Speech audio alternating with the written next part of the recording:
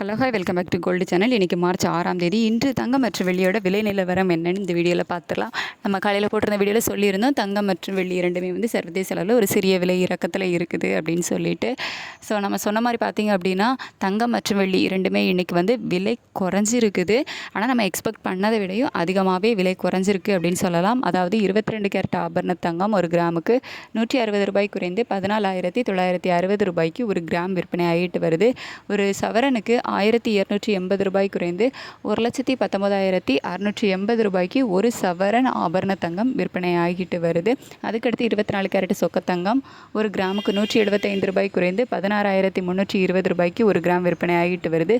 ஒரு சவரனுக்கு 1,400 ரூபாய் குறைந்து 1,30,560 ரூபாய்க்கு ஒரு சவரன் சொக்க தங்கம் விற்பனை ஆகிட்டு வருது.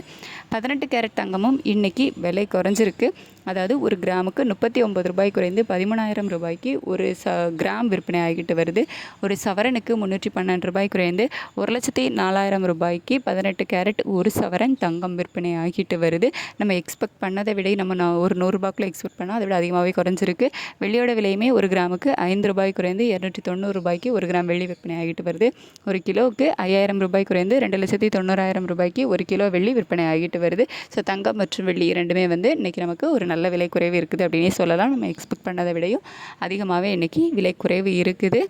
இதே ஸ்டேட்டஸ் கண்டினியூ ஆகுமா? சர்வதேச அளவில் இன்னுமே விலை குறைய தொடங்குமா?